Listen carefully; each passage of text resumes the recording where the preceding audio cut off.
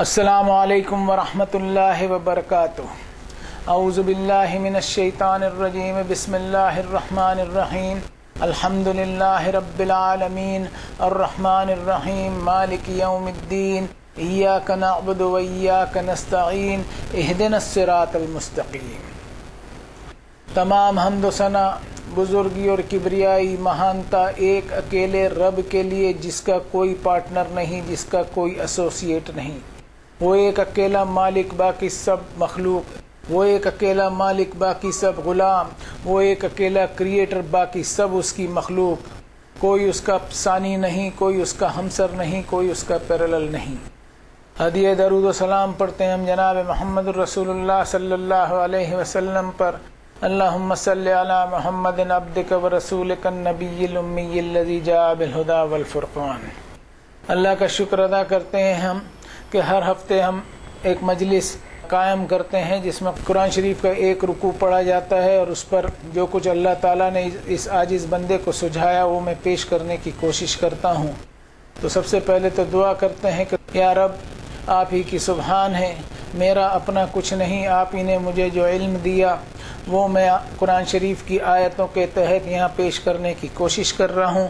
آپ اس کو ایسا آسانی کروا دیجئے کہ رب اشرح لی صدری ویسر لی امری واحلل عقدۃ من لسانی یفقہوا قولی، میرے راہوں کو ایسی آسان کر دیجئے کہ آپ کی کتاب کی آیتیں میں لوگوں تک ایسا پہنچاؤں کہ نہ صرف زبانی جمع خرچ ہو بلکہ میں اپنے عمل سے بھی لوگوں کو پہنچاتا رہوں۔ تو آپ کے گلوریس نام سے شروع کرتا ہوں میں۔ اعوذ باللہ من الشیطان الرجیم، بسم اللہ الرحمن الرحیم۔ آج ہم لوگ سورۃ الملک 67 نمبر کی تلاوت کریں گے۔ ابھی جو میں نے آیت پڑھی ہے بسم اللہ الرحمن الرحیم، اب جس سے یہ مراد بھی لی جا سکتی ہے کہ اس کتاب کو پڑھنے والا اپنے رب کی صفتوں کو پہچانے۔ رب تعالیٰ کی بے شمار صفتوں میں سے بار بار دہرائی جانے والی یہ دو کوالٹیز بتائی گئی ہیں کہ اپنے رب کی مہربانی کو پہچان، اپنے مالک کے رحم و کرم کو پہچان کہ تجھ سے کتنی محبت کرتا ہے کہ پل پل تجھ پر اپنی رحمتیں نچھاور کرتے رہتا ہے۔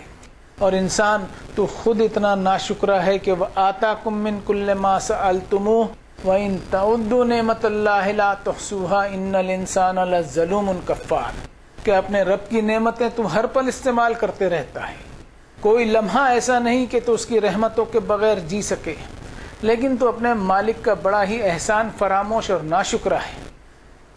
اب ہم دیکھتے ہیں کہ اگلی آیت جو آج کے سبق کی پہلی آیت ہے، اس میں اللہ تعالیٰ اپنی مخلوق کو کیا فرما رہے ہیں۔ تبارک الذی بیدہ الملک وہو علی کل شیء قدیر۔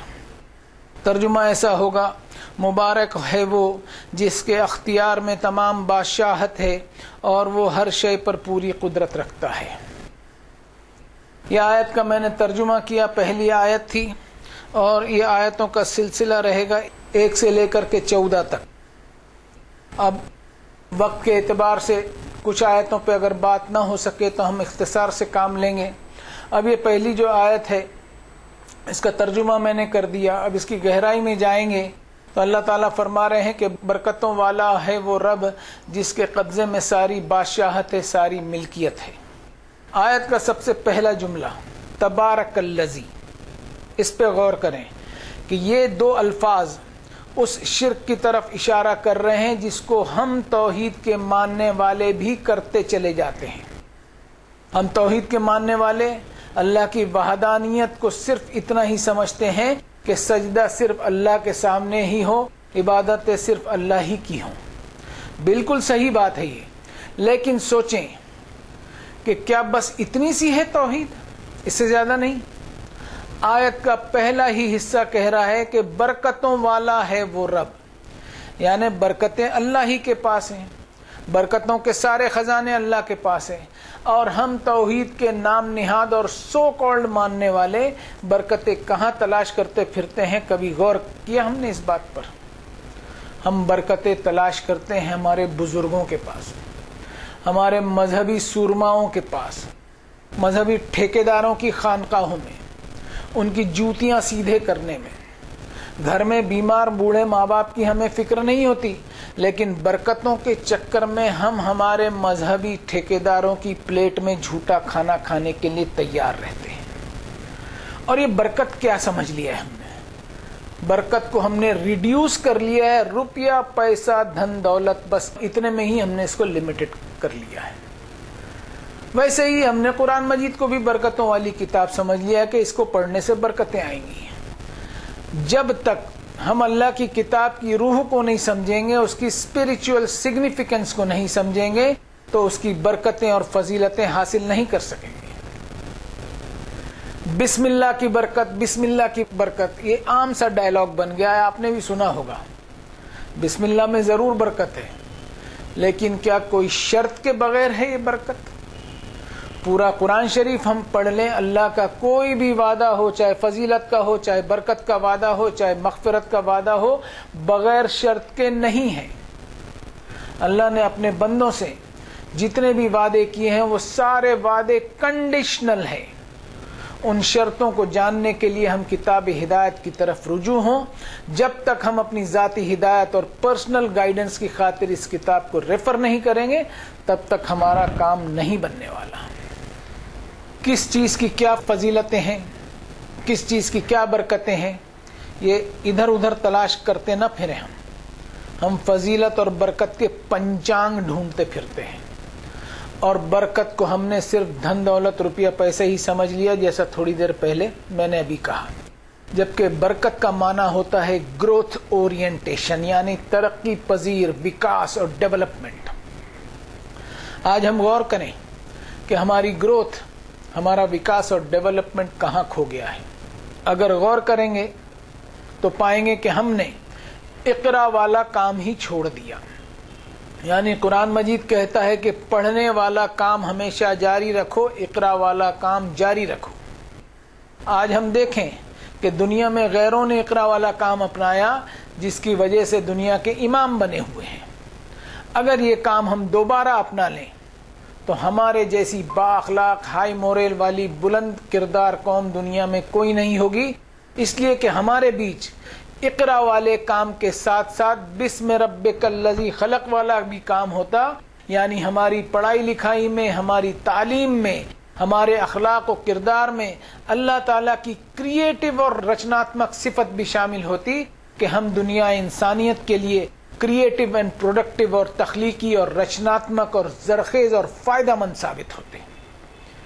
اس آیت میں اللہ تعالیٰ نے فرمایا کہ برکتوں والا ہوں میں، میرے ہی قبضے میں ساری بادشاہت ہے اور میں ہر چیز پر قدرت رکھتا ہوں۔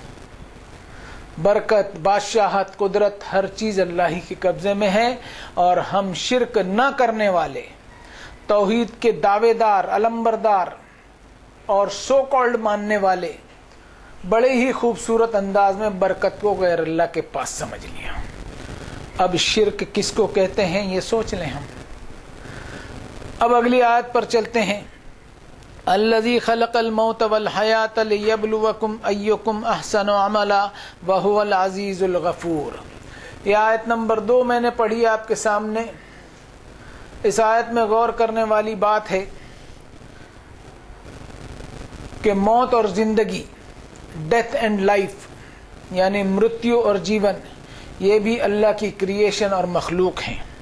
میں اس کا ترجمہ کیے دیتا ہوں۔ وہی ہے جس نے پیدا کیا موت اور زندگی، اس طرح وہ آزماتا ہے تمہیں کہ تم میں سے کون احسن عمل کرتا ہے، یقیناً وہ زبردست مغفرت کرنے والا ہے۔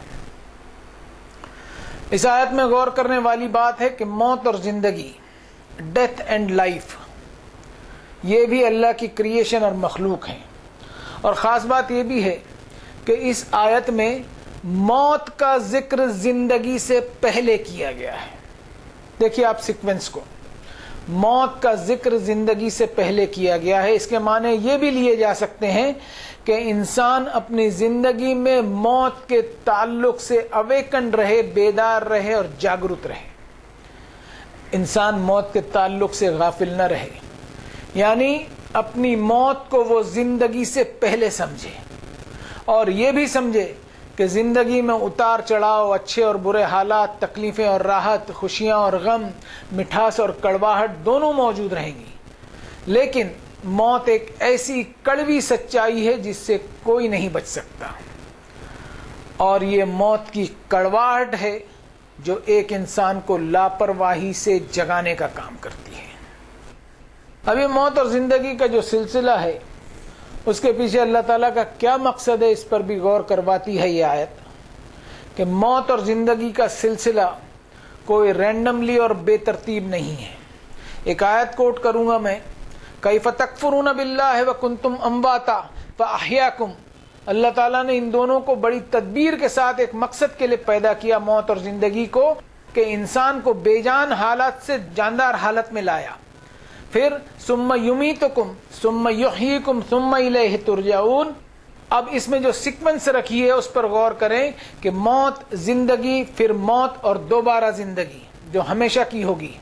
اس دنیا میں انسان کی زندگی میں موت کو ایک سائے کی طرح رکھ دیا کہ انسان کو اس دنیا میں آزمائشوں سے گزرنا ہے، اس کو ایک آزادی دی جائے، اس کی زندگی میں آزمائشوں کا سلسلہ چلاتے ہوئے اس کا امتحان لیا جائے، پھر دیکھا جائے کہ کون کامیاب ہوتا ہے اور کون ناکام ہے۔ دنیا کی زندگی موج مستی کے لیے نہیں ہے کہ انٹرٹینمنٹ کرتے چلے گئے، کھائے پیے، عیش و آرام کیے اور مر گئے، نہیں، ایسا نہیں ہے، بلکہ زندگی ایک ڈیوائن ایگزامینیشن ہے، ایک دیویہ پریکشا ہے جو اللہ کی دی ہوئی زندگی ہے، یہ ٹو ایسس آور کیریکٹر، ہمارے ایمان، ہمارے کردار کا امتحان ہے، جس میں اللہ نے چیلنجز اور چنوتیاں رکھی ہیں، اور ساتھ ہی ساتھ اپارچونیٹیز اور موقع بھی رکھے ہیں کہ انسان اپنی یوگیتا اور اپنی قابلیت کو ثابت کرتا ہے یا نہیں۔ اس پر اللہ نے کامیابی پر ہمیشہ کا انعام اور ناکامی پر ہمیشہ کی سزائیں بھی مقرر کر دی ہیں۔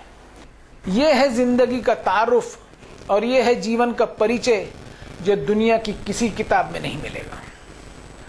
اب آیت میں موت کا تذکرہ زندگی سے پہلے جو آیا ہے، اس سے ایک بات اور سمجھ میں آتی ہے کہ انسان کو زندگی میں تو اچھے اور برے حالات سے آزمایا جا رہا ہے۔ زندگی میں سویٹنس اینڈ بٹرنس، یعنی مٹھاس اور کڑواہٹ دونوں چیزیں ہیں، لیکن موت صرف اور صرف کڑوی ہوتی ہے، اور موت کی کڑواہٹ دور کرنے کے لیے اللہ نے اس کتاب کو نازل کیا کہ اس میں سے ہدایت حاصل کرتے ہوئے انسان اپنی زندگی کی روش کو ایسا بنائے کہ اس کی موت بھی میٹھی بن جائے، جیسا فرمایا الذین تتوفاہم الملائکۃ طیبین یقولون السلام علیکم ادخلوا الجنۃ بما کنتم تعملون۔ پاکیزہ اور پیور جیون گزارنے والوں کی جانوں کو جب فرشتے کسٹڈی میں لیں گے تو ان کو سلام کریں گے، ان کو سیلیوٹ کریں گے، اور جنت میں داخلے کی ان کو خوشخبری بھی دیں گے کہ یہ وہ بٹر فری اور کڑواہٹ سے بالکل خالی میٹھی موت ہے جو تمہیں تمہارے نیک اعمال کی وجہ سے دی جا رہی ہے، اور یہ موت ہی وہ راستہ ہے جو ایک انسان کو آخرت میں پہنچاتا ہے جہاں جنت اور جہنم کے فیصلے ہوں گے۔ اب اگلی دو آیتیں ایک ساتھ لیتے ہیں۔ الذی خلق سبع سماوات طباقا ما ترى في خلق الرحمن من تفاوت فارجع البصر هل ترى من فطور ثم ارجع البصر كرتين ينقلب اليك البصر خاسئا وهو حسير۔ یہ آیت نمبر 3 اور 4 میں نے پڑھی، ان دونوں کا ترجمہ کچھ اس طرح ہوگا: وہی ہے جس نے پیدا کیا 7 آسمانوں کو تہ بتہ، نہیں تو دیکھے گا الرحمن کی تخلیق میں کوئی بے ترتیبی، سو لوٹا اپنی نگاہ، کیا تجھے دکھائی دیتی ہے کوئی غلطی؟ پھر لوٹا اپنی نگاہ کو دوبارہ، پلٹ آئیں گی تیری طرف نگاہیں نامراد ہو کر اور تھکی ہوئی ہو کر۔ یہ میں نے ان دونوں آیتوں کا ترجمہ کیا۔ اب غور کریں کہ یہ دونوں آیتیں سائنٹیفک میسج اور سائنٹیفک حقیقت کی طرف ایک انسان کو اشارہ کر رہی ہیں۔ ان آیتوں میں ایسی بات نہیں ہے کہ ان کو ایک سائنٹسٹ ہی سمجھ سکتا ہے۔ قرآن مجید کی کئی خوبیوں میں ایک خوبی یہ بھی ہے کہ ایک کامن انسان سے لے کر بڑے سے بڑا تعلیم یافتہ اور میڈیکل سائنس سے لے کر اسپیس سائنس ہو یا ایگریکلچر سائنس ہو، ہر ایک کے لیے اس کتاب میں ہدایت موجود ہے اور ہر ایک اس کو سمجھ سکتا ہے۔ اب دیکھتے ہیں کہ ان آیتوں کو مجھ جیسا ایک کم پڑھا لکھا اور معمولی انسان کیسے سمجھ سکتا ہے؟ وہ یہ کہ یہ آسمان اللہ نے بنایا جس کو میں اپنی پیدائش سے لے کر آج تک دیکھ رہا ہوں، صرف اس کی بناوٹ پر ہی اپنی عقل کے گھوڑے دوڑاؤں تو مجھے محسوس ہوگا کہ وہ رب خلق السماوات بغیر عمد ترونہا، جس نے بغیر کسی ستون اور پلر کے میرے اوپر ایک ایسی چھت بنا دی جس میں مجھے کوئی عیب نظر نہیں آتا، کوئی ڈیفیکٹ نظر نہیں آتا، تو اس رب کو میں پہچانتا کیوں نہیں ہوں؟ اس کی کوئی بھی تخلیق، اس کی کوئی بھی کریشن بے ترتیب نہیں ہے، اس کی پیدا کی ہوئی کسی بھی چیز میں کوئی عیب نہیں نکال سکتا۔ اپنی نگاہیں اوپر کو اٹھا کر دیکھوں کہ آسمان میں کوئی عیب نکال سکوں تو تھک ہار کر میری نظر لوٹ آئے گی۔ اور بڑے سے بڑے سائنٹسٹ سے آپ بات کر لیں کہ اس کے ٹیلیسکوپک ویژن اور اس کی دوربینی نگاہ کے ایک سے بڑھ کر ایک سسٹم لگا لے، کیا کوئی عیب دکھائی دیتا ہے اس میں؟ اور کسی بھی سائنٹسٹ سے آپ یہ بات سنیں گے ہی نہیں کہ اسے کوئی عیب دکھائی دیتا ہے۔ ہاں یہ ضرور سنیں گے کہ جو چیز دکھائی دیتی ہے اس میں ہمیں معلومات ہی معلومات اور نالج پر نالج ملتی چلی جاتی ہے، تو عیب ہم کس چیز پر نکالیں؟ اور وہ یہ بھی کہے گا کہ جو کائنات کی چادر میں ہم قید ہیں اس کی لمبائی چوڑائی ناپی نہیں جا سکتی، اور جس نگاہ سے ہم دیکھ رہے ہیں، جس ٹیلیسکوپک ویژن سے ہم دیکھتے ہوئے معلومات حاصل کر رہے ہیں، وہ معلومات اللہ تعالیٰ کی کائنات کی وشالتا کے سامنے ایک ذرہ برابر بھی نہیں ہے۔ ہماری نگاہیں، ہماری آئیڈیاز، ہمارے سارے ٹیلیسکوپس اور دوربین اور اسپیس شٹلز تھک ہار کر لوٹ جائیں گے، لیکن اس کی قدرت میں کوئی عیب، کوئی بے ترتیبی، کوئی ڈیفیکٹ یا کمزوری نہیں نکال پائیں گے۔ اب سوچیں ہم کہ مجھ جیسا معمولی انسان جس نے کبھی 14 علوم حاصل نہیں کیے ان آیتوں پر یہ بات کہہ رہا ہے، تو کیا اللہ کی کتاب وَلَقَدْ يَسَّرْنَا الْقُرْآنَ لِلذِّكْرِ فَهَلْ مِن مُدَّكِرٍ آسان نہیں ہے سمجھنے کے لیے؟ اس کو سمجھنے کے لیے ہم نے 14 علوم کی کنڈیشن لگائی ہے، اور یہ جو کنڈیشن لگائی ہے نا، وہ لوگوں کو اس کتاب سے دور کرنے کے لیے لگائی ہے اور اپنی مذہبی دکانداری کو چمکانے کی خاطر لگائی ہے کہ لوگ ہم سے پوچھنے کے لیے برابر ہمارے کسٹمر آتے رہیں اور ہماری دکانداری چلتی رہے، مذہب کے نام کی دکان۔ اور ایک بات اور کہہ دوں کہ کسی بھی 14 علوم کے دعوے دار کو آپ پوچھ لیں کہ ذرا ان 14 علوم کی لسٹ تو بتا دو جو قرآن مجید کو سمجھنے کے لیے پڑھنے پڑتے ہیں، جو ضروری ہیں، تو میں دعوے کے ساتھ کہتا ہوں کہ وہ گنا نہیں پائے گا۔ اب میں اپنے رب کی رحمت کو پہچانوں کہ اس رب نے اپنی کتاب ہدایت کو سمجھنے کے لیے مجھے کسی علوم کا محتاج نہیں بنایا، مجھے انڈیپینڈنٹ رکھا ہے کہ تو میری کتاب پڑھ، تجھے برابر ہدایت ملتے چلی جائے گی۔ اب اگلی آیت لیتے ہیں، وَلَقَدْ زَيَّنَّا السَّمَاءَ الدُّنْيَا بِمَصَابِيحَ وَجَعَلْنَاهَا رُجُومًا لِلشَّيَاطِينِ وَأَعْتَدْنَا لَهُمْ عَذَابَ السَّعِيرِ۔ یہ آیت نمبر 5 پڑھی میں نے، اس کا ترجمہ ایسا ہوگا، اور یقیناً سجایا ہم نے دنیاوی آسمان کو ستاروں سے، اور ہم نے بنایا انہیں مارنے کا ذریعہ شیطانوں کو، اور ہم نے تیار کر رکھا ہے ان کے لیے دہکتی آگ کا عذاب۔ اب یہ ہے الرحمن کی تخلیق، یہ ہے اس خلاق العلیم کی کریشن۔ ذرا انسان اپنی نظر کو اٹھا کر دیکھے کہ یہ آسمان جس کو ہم آکاش کہتے ہیں، جس کو گگن بھی کہتے ہیں، نیلی چھتری بھی کہتے ہیں، کیسے شاندار طریقے سے اس کی سجاوٹ اللہ نے کی ہے۔ بے شمار ٹمٹماتے ہوئے ستارے جن کی وشالتا ناپی نہیں جا سکتی، ایسے ایسے وشال اور بڑے ستارے جن کے سامنے یہ زمین جس پر ہم بسے ہوئے ہیں، یہ زمین ایک چھوٹے سے کرکٹ بال کے سائز سے زیادہ کی حیثیت نہیں رکھتی۔ ان ستاروں سے آسمان کی خوبصورتی کو دیکھنا ہو تو ذرا جنگل بیابان میں ایسی رات میں جا کر دیکھیں جب چاند چھپا ہوا ہوتا ہے، نظر ہٹے گی نہیں، ایسی خوبصورتی ہمیں دکھائی دے گی۔ پھر فل مون والی رات دیکھ لیں، جب چاند اپنے پورے شباب پر ہوتا ہے اور اس کی چاندنی پھیلی ہوئی ہوتی ہے جو اپنے آپ میں ایک انتہائی خوبصورتی رکھتی ہے، اور ایک ٹھنڈی بھینی بھینی روشنی سے زمین کو بھینا بھینا اور ٹھنڈا سا اجالا دیتی ہے۔ پھر یہی آسمان ایک ہلکے نیلے کلر میں ہمیں دکھائی دیتا ہے جب دن نکل آتا ہے اور سورج کی روشنی پھیل جاتی ہے۔ اب ہم سوچیں کہ ہماری محفلیں بھی جب سجائی جاتی ہیں تو اس میں بھی ایسی ہی لائٹ اور روشنیوں کا انتظام ہم کرتے ہیں، اور مصنوعی طور پہ آرٹیفیشل ڈیکوریشن ہوتا ہے۔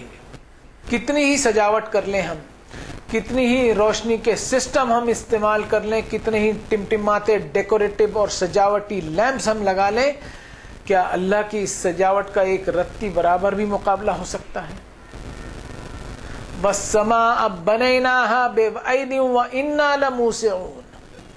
اب میں ایک سرسری معلومات گوگل کے ذریعے حاصل کرنا چاہوں تو مجھے پتا چلے گا کہ جس آسمان کے نیچے میں کھڑا ہوں وہ ایک ہی آسمان ہے جو مجھے دکھائی دے رہا ہے، اور نہ جانے کتنے stars and plants and galaxies اس بے پناہ قدرتوں کے مالک نے بنا رکھے ہیں کہ سائنٹسٹ کھوج پر کھوج کیے چلے جا رہے ہیں، دریافت پر دریافت کیے چلے جا رہے ہیں، لیکن کوئی اینڈ نہیں ملتا، کوئی سرا نہیں ملتا۔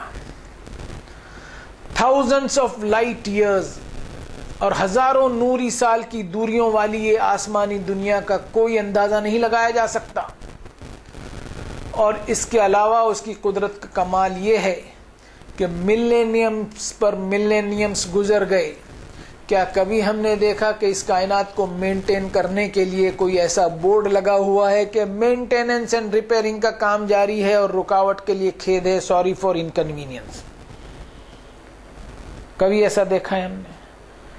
انسانی سوچ اور اس کا خواب و خیال ایک انتہا کو پہنچ جائے گا، لیکن اللہ کی بنائی ہوئی کائنات کی انتہا کا کوئی ادراک، کوئی پرسیپشن نہیں کیا جا سکتا۔ یہ جو قدرتی نظارے ایک انسان کے سامنے پھیلے ہوئے ہیں، تو پھر اب کیا بچتا ہے انسان کے لیے کہ وہ اللہ کا انکار کرے؟ اب اس انکار کی سزا اللہ نے بتائی ہے اگلی آیت میں۔ اگلی دو آیتیں ایک ساتھ لیتے ہیں۔ وَلِلَّذِينَ كَفَرُوا بِرَبِّهِمْ عَذَابُ جَهَنَّمَ وَبِئْسَ الْمَصِيرُ اذا القوا فيها سمعوا لها شهيقا وهي تفور۔ ترجمہ ایسا ہوگا، اور ان لوگوں کے لیے جنہوں نے نافرمانی کی اپنے رب کی عذاب ہوگا جہنم کا، اور بہت ہی بری ہے وہ لوٹ کر جانے کی جگہ، جب ڈالے جائیں گے وہ وہاں، وہ سنیں گے اس کی دہاڑ اور وہ جوش مار رہی ہوگی۔ یہ دو آیتیں، اس میں ہم دیکھیے اللہ تعالیٰ کی نافرمانی کے تعلق سے جو خوف دلایا جا رہا ہے اس پر غور کریں۔ اللہ تعالیٰ کی آیتوں کے انکاریوں کی سزا بتائی گئی ہے۔ اللہ تعالیٰ کو نہ ماننے کا مطلب یہ ہے کہ انسان نہ صرف اللہ کے وجود کا انکار کرتا ہے بلکہ اللہ تعالیٰ کی بے شمار پھیلی ہوئی قدرتوں کا بھی انکار کرتا ہے۔ انسانیت کا ایک جم غفیر اور ایک بہت بڑی تعداد ایگزسٹنس آف گاڈ کو، خدا کے وجود کو مانتی ضرور ہے، لیکن ساتھ ہی ساتھ اللہ تعالیٰ کی قدرتوں میں کسی اور کو بھی شریک مانتے ہوئے چلتی ہے۔ اس آیت سے ہم ایمان والے ضرور سبق لے سکتے ہیں۔ ہم اپنے آپ کو توحید کے ماننے والے تو ضرور کہتے ہیں، اور اللہ تعالیٰ کی وحدانیت کے دعوے بھی ہم بہت کرتے ہیں، لیکن کیا ساتھ ہی ساتھ ہم شرک کو نہیں چلاتے؟ 12 نمبر کی سورت شریفہ سورہ یوسف علیہ السلام میں اللہ نے فرمایا وَمَا يُؤْمِنُ أَكْثَرُهُمْ بِاللَّهِ إِلَّا وَهُمْ مُشْرِكُونَ۔ دنیا میں آج بھی انسانوں کی اکثریت میں توحید کا تصور ضرور ہے، ایکیشور آباد اور وننس آف گاڈ کا تصور ضرور ہے، لیکن ہدایت کے لیے اللہ تعالیٰ کی طرف رجوع نہیں کرتی۔ اس لیے نہیں کرتی کہ اپنی تسلی کے لیے بہت سارے خدا جو بنا لیے ہیں، اور توحید کے ساتھ ساتھ چلنے والا یہ شرک انسان کو ایک سیلف ڈسپشن اور خود فریبی میں مبتلا کرتا ہے۔ اللہ کے ساتھ ساتھ یہ پیرالل خداؤں کا تصور انسان کا خود کا بنایا ہوا ہوتا ہے جو دھوکے بازی میں مبتلا کر دیتا ہے۔ اب اس دھوکے میں پڑتے ہوئے انسان خود ہی اپنے ہاتھوں جہنم کو خریدتا ہے، اس لیے کہ اللہ تعالیٰ کی آیتوں کے سامنے اپنی ضد کو، اپنی عقل کو اوپر رکھتے ہوئے جہنم کے دروازوں کو خود اپنے آپ کے لیے کھولتا ہے۔ اس جہنم کی ہولناکی اور بھیانکتا کو اگلی آیتوں میں اللہ تعالیٰ نے فرمایا تکاد تمیز من الغیظ کلما القی فیہا فوج سألہم خزنتها الم یأتکم نذیر قالوا بلى قد جاءنا نذیر فکذبنا وقلنا ما نزل اللہ من شیء ان انتم الا فی ضلال کبیر۔ آیت نمبر 8 اور 9 پڑھی میں نے۔ ترجمہ ایسا ہوگا، قریب ہوگا کہ وہ ابل پڑے جہنم اپنے جوش میں، جب بھی ڈالا جائے گا وہاں انسانوں کا کوئی گروہ تو پوچھے گا ان سے وہاں کا داروغہ کیا نہیں آیا تھا تمہارے پاس خبردار کرنے والا؟ وہ جواب دیں گے یس آیا تھا بے شک ہمارے پاس خبردار کرنے والا، پر ہم نے جھٹلایا اور ہم نے کہا نہیں نازل کی اللہ نے کوئی چیز، اور یہ بھی کہا کہ نہیں تم مگر بڑی گمراہی میں پڑے ہوئے۔ اب یہ آیت نمبر 8 اور 9 کا ترجمہ کر دیا میں نے۔ اب اس میں میں اپنے آپ کو مثال بنا کر کے بات کرتا ہوں کہ ہم لکڑی کا کارخانہ چلاتے ہیں، ٹمبر کے ہم ویپاری ہیں، 100 مل چلتی ہیں ہمارے، اور اس کو ہم بہت اچھی طریقے سے سمجھتے ہیں، اس لیے کہ ہر سال 1 یا 2 مرتبہ ہم ٹمبر کے کارخانے میں، ہمارے ٹمبر کے کارخانے میں آگ لگتی ہی ہے مارکیٹ میں، اور اس آگ میں ایک شور ہوتا ہے، ایک جوش ہوتا ہے، ایک دہاڑ ہوتی ہے۔ اس جوش کو ہم نے دیکھا بھی ہے اور آگ کے شور اور جوش کو سنا بھی ہے۔ قُلْ نَارُ جَهَنَّمَ أَشَدُّ حَرًّا لَوْ كَانُوا يَفْقَهُونَ۔ اس چھوٹی سی آگ کی یہ بھیانکتا ہے، تو جہنم کی آگ کی بھیانکتا کا ہم اندازہ لگائیں کہ وہ کیسا خوفناک اور بھیانک منظر ہوگا۔ اب جب بھی جہنم میں کسی کا داخلہ ہوگا تو وہاں کا داروغہ، وہاں کا گیٹ کیپر ان سے پوچھے گا کہ کیا تمہیں اس جہنم کی چیتاونی اور وارننگ دینے والا کوئی نہیں آیا؟ اب اس سوال میں طعنہ نہیں ہے، تنزیہ سوال نہیں ہے یہ، بلکہ پوچھا جا رہا ہے، وہ داروغہ پوچھ رہا ہے کیا وارننگ نہیں پہنچی تھی؟ یعنی حجت پوری کی جا رہی ہے کہ کوئی تو وجہ ہوگی کہ اللہ تمہیں جہنم میں ڈال رہا ہے۔ جواب دیں گے وارننگ تو ہمیں آ گئی تھی، لیکن ہم نے اس وارننگ کو جھٹلایا، اور اتنا ہی نہیں بلکہ ہم نے تو اللہ کی کتاب کو جھٹلایا، اور اس کی کتاب کے ساتھ ہمارا برتاؤ ایسا تھا کہ اللہ نے کچھ نازل نہیں کیا۔ یعنی اللہ کا تصور تو تھا، لیکن اللہ نے جو ہدایت نامہ نازل فرمایا اس سے کوئی سروکار نہیں تھا۔ اب ہم خود سوچیں اس پر، کیا یہ وارننگ کی کتاب ہمارے پاس 14 صدیوں سے موجود نہیں ہے؟ اور کیا ہمارا اس سے کوئی سروکار ہے؟